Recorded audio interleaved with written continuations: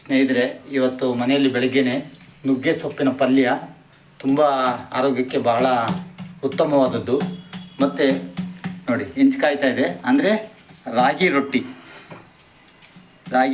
ಇದರಲ್ಲೆಲ್ಲ ಕಡಲೆಬೀಜ, ಕರಿಬೇವು, ಕೊತ್ತಂಬರಿ ಸೊಪ್ಪು, ಒಣಮೆಣಸಿನ್ಕಾಯಿ, ಉಪ್ಪು, ಕಡಲೆಬೇಳೆ ಎಲ್ಲ ಒಗ್ಗರಣೆ ಹಾಕಿ ಈ ರೀತಿ ತಟ್ಟಬೇಕು. ಈ ಕಡೆ ನುಗ್ಗೆ ಸೊಪ್ಪಿನ ಪಲ್ಯ, ಈ ಕಡೆ ರಾಗಿ ರೊಟ್ಟಿ.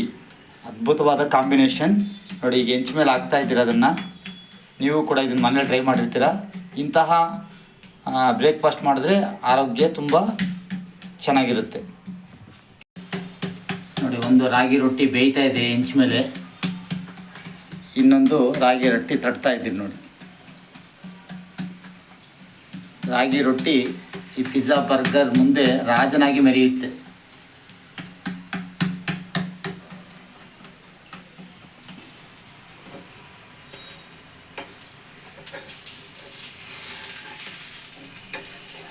ತುಂಬ ಚೆನ್ನಾಗಿ ರೋಸ್ಟ್ ಆಗಬೇಕದು.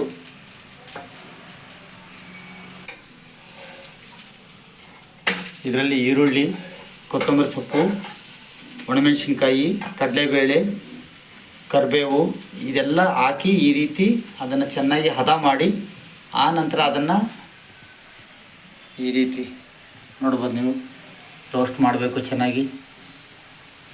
ಆರೋಗ್ಯ ಎಲ್ಲಿದೆ ಅಂದರೆ ಒಂದು ಒಳ್ಳೆ ಬ್ರೇಕ್ಫಾಸ್ಟ್ನಲ್ಲಿದೆ ಸ್ನೇಹಿತರೆ. ಈ ಕಡೆ ನುಗ್ಗೆ ಸೊಪ್ಪು, ನಾಟಿ ನುಗ್ಗೆ ಸೊಪ್ಪು, ಈ ಕಡೆ ರಾಗಿ ರೊಟ್ಟಿ. ಬನ್ನಿ ಕಾಂಬಿನೇಷನ್ ಹೇಗಿರುತ್ತೆ ಅಂತ ನಾನು ತಿಂದು ಹೇಳ್ತೀನಿ.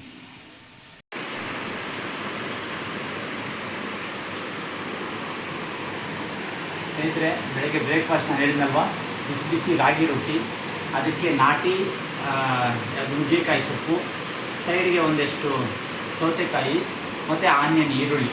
ಬೆಳಗ್ಗೆ ಬ್ರೇಕ್ಫಾಸ್ಟ್ ಈ ರೀತಿ ತಿಂದರೆ ಆರೋಗ್ಯಕ್ಕೆ ಒಳ್ಳೆಯದು ಅಂತ ಹೇಳಿದ್ದೀನಿ. ಟೇಸ್ಟ್ ಹೇಗಿದೆ ನೋಡ್ತೀನಿ ನಾನು, ನೀವು ಕೂಡ ಮಾಡಿ ತಿನ್ನಬೇಕು.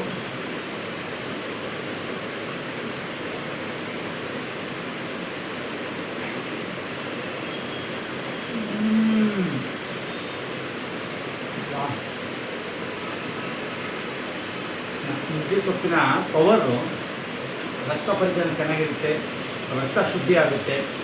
ಬಹಳ ಆಯುರ್ವೇದ ಗುಣ ಇರ್ತಕ್ಕಂಥ ಸೊಪ್ಪು ಈ ನುಗ್ಗೆ ಸೊಪ್ಪು.